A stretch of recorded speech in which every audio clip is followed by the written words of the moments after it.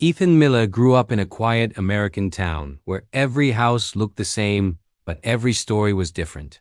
His story began the day his father walked out the front door and never returned. Ethan was only 8. His mother explained it as gently as she could. His father needed space. But a child hears something different. I wasn't enough. For years, Ethan waited for a message, a letter, a phone call. Anything. But silence was the only thing his father sent. As Ethan grew older, that silence turned into anger. He struggled in school, got into fights, and distanced himself from everyone. Teachers said he had potential, but Ethan didn't believe them. How could he when the one person who should have believed in him the most didn't stay? One day, when Ethan was 16, he found his mother crying quietly at the kitchen table. She tried to hide it, but he saw the letter in her hand. "It's from your father," she whispered. Ethan's heart stopped. His mother placed the envelope on the table. "It came weeks ago, but I didn't know if you were ready." Ethan sat down, staring at his name written in handwriting he barely remembered. His hands trembled as he opened it. The first line hit harder than any punch he had ever thrown. "Son, I'm sorry." The letter went on to explain that his father had battled severe depression, guilt, and fear. He wrote about mistakes he couldn't undo, choices he regretted, and the shame that kept him from coming back. But one part burned into Ethan's mind. "You were never the reason I left. You were the only reason I wanted to come back. I just didn't know how." Ethan didn't cry. Not then. He folded the letter, put it back inside the envelope, and walked out of the house. The words that should have healed him only reopened old wounds. He carried that letter for years.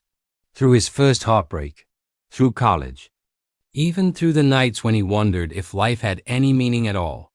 At 22, Ethan moved to New York, trying to restart his life. There he met someone who changed everything, Mrs. Hill, a retired school counselor who volunteered at a community center. She noticed him helping a struggling kid and said, "You're good with people, Ethan, you listen." Ethan laughed. "I never had anyone listening to me." Mrs. Hill smiled softly. Sometimes the best healers are the ones who were never healed. Those words stayed with him. Slowly, Ethan began volunteering full-time. He found purpose in guiding kids who felt lost the same way he once did. He became the mentor he wished he had growing up. One boy, Noah, reminded him of himself, always angry, always silent, always hurting. One evening after a rough session, Noah threw a chair and screamed, "Why should I trust you? You don't know what it's like to be abandoned." Ethan froze. Then, for the first time ever, he pulled out the old worn letter from his wallet and placed it on the table. "I know exactly how it feels," he whispered. Noah read the letter carefully, then looked up with tears in his eyes. "Did it ever stop hurting?" Ethan smiled sadly. "It didn't, but I learned how to grow stronger around the pain." Something changed in Noah that day. Something changed in Ethan too. Months later, Ethan graduated with a degree in counseling. He opened a small therapy office, nothing fancy, but filled with warmth.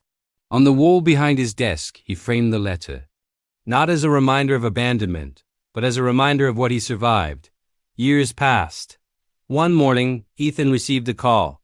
His father had passed away, no warnings. No chance for one final conversation. The past had closed without permission. Ethan attended the small funeral with his mother. When everyone left, he stood beside the grave and took out the letter one last time. "I'm not angry anymore," he said quietly. "I'm sad, but I'm not angry." The wind brushed his face, almost like a reply. He placed the letter on the grave and whispered, "I forgive you." That night, he went back to his community center. Kids greeted him, parents thanked him, and Noah, now older, happier, ran up and hugged him. At that moment, Ethan realized something powerful. He became the father figure he never had. He became the hope he never received. He became the letter he never got. His father may have walked away, but Ethan didn't. He stayed. He grew. He healed others even when he was broken. And in that, he found his greatest purpose.